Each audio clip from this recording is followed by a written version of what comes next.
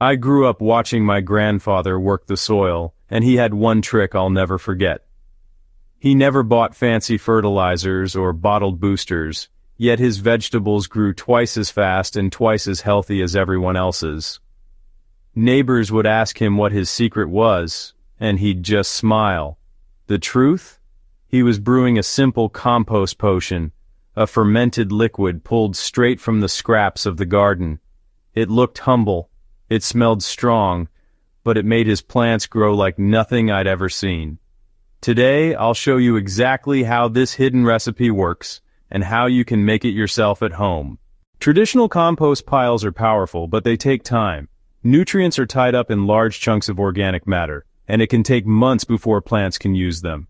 A liquid compost potion skips the wait.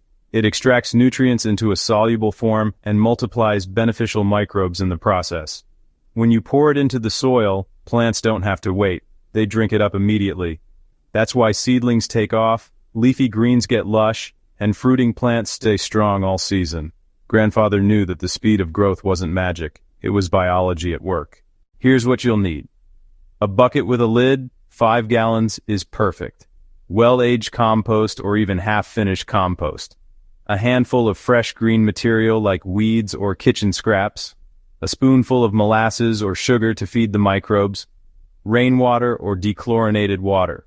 The key is not just the ingredients, but how you combine them. Too much sugar and you'll favor the wrong microbes. Too little oxygen and it turns sour. The balance creates a living brew that plants recognize instantly as food and medicine. Step 1. Fill your bucket halfway with compost. The compost is the base. It carries nutrients, microbes, and organic acids. Don't worry if it's chunky. You'll strain it later. Step 2. Add fresh greens. Weeds, grass clippings, or vegetable peels are perfect. This adds extra nitrogen and trace minerals to the brew. Alright, so for step 3, you want to pour in water. Fill your bucket almost to the top with rainwater if you have it. But hey, if you only have tap water, just leave it out overnight so the chlorine can evaporate. Now, for step 4, it's time to feed the microbes. Stir in 1 tablespoon of molasses or raw sugar.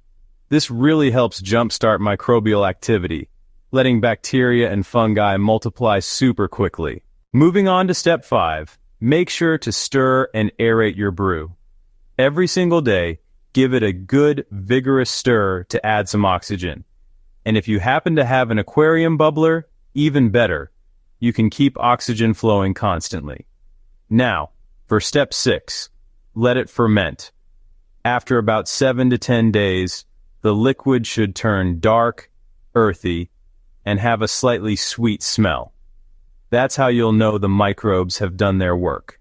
Alright, step 7 is to strain and dilute. You'll want to strain the liquid through cloth or mesh, and then dilute it at a ratio of 1 part potion to 10 parts water.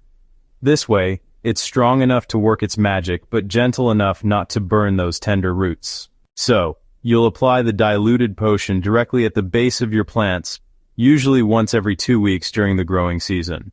For seedlings, it acts like a real jump start, pushing roots deeper and leaves higher. And for fruiting crops, it supports blossoms and helps plants hold onto fruit instead of dropping it. You can also spray it as a foliar feed in the evening, letting the leaves absorb nutrients right through their pores. When I started using my grandfather's compost potion, I actually saw beans climbing twice as fast, lettuces filling out in half the time, and tomatoes setting more flowers than usual. The soil itself just felt alive, crumbly, rich, and full of worms. That's because the potion doesn't just feed plants. It feeds the soil microbes that keep the whole system running.